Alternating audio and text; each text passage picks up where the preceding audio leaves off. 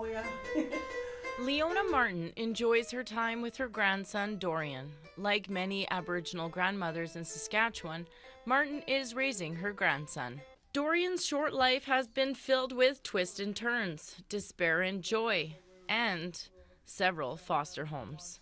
The most recent turn started with Knock on the door. Of course, I answered right away. Like, you're supposed to think about it, and you know what you're supposed to do. Martin's daughter, Dorian's mother, is in rehab. Martin didn't hesitate for a moment when the call came to help. She is, after all, a grandmother. I couldn't say no, rather than without them, you think it's going to be for a little while, but it's been a while, but it's okay because at least you know where they are. They're looking after their grandchildren primarily because their own children are sort of struggling.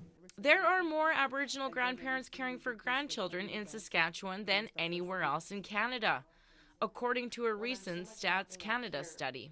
Jen Billen turned her time as a volunteer with the Grandmother Support Group into her master's thesis. My biological grandmothers were really influential with me growing up, and unfortunately they don't live in the same city as me, so I was really missing that connection. So when that grandmother came and spoke in our class, I just instantly knew that's where I need to be. But grandparent-headed families are not without their challenges.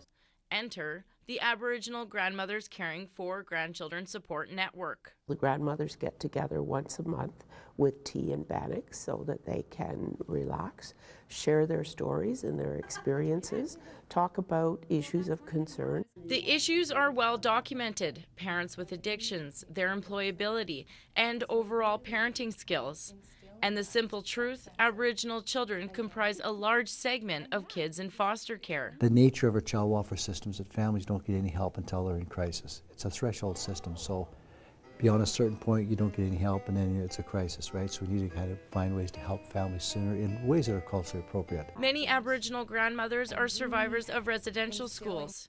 Taking in their grandchildren strikes a little too close to home. There are those who feel that the child welfare system has kind of replaced the residential school system. It's just like the second coming of the 60s scoop, that's what we call it. The numbers are alarming. In 2008 and 2009, First Nation people in Saskatchewan made up 15% of the population.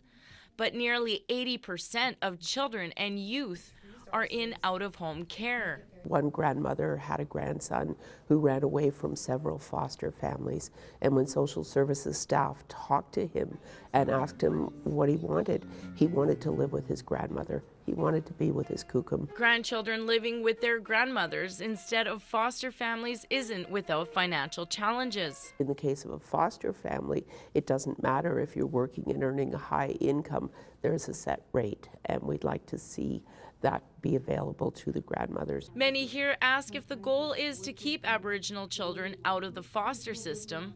Why is the system not more inclusive? It's been in their experience when they've gone for help to kind of manage, they've lost their children. And that's another sad characteristic of our child welfare system, is that when you go for help, sometimes you find that you lose your children because there's a perception that, or perhaps it's reality, but there's certainly a perception that you're not parenting properly. Martin's grandson, Dorian, is thankful his grandmother has taken him in. Still, He misses his parents, especially his mom. And that is why having this support group is important. Women, grandmothers, sharing common experiences, forming a bond, which allows them to live as their culture intends, as kukum, a sacred role. You know the thing about this, we're not alone. And that's what a lot of the grandmothers learn is we're not alone. For Indigenous Circle, I'm Alina Perot in Regina.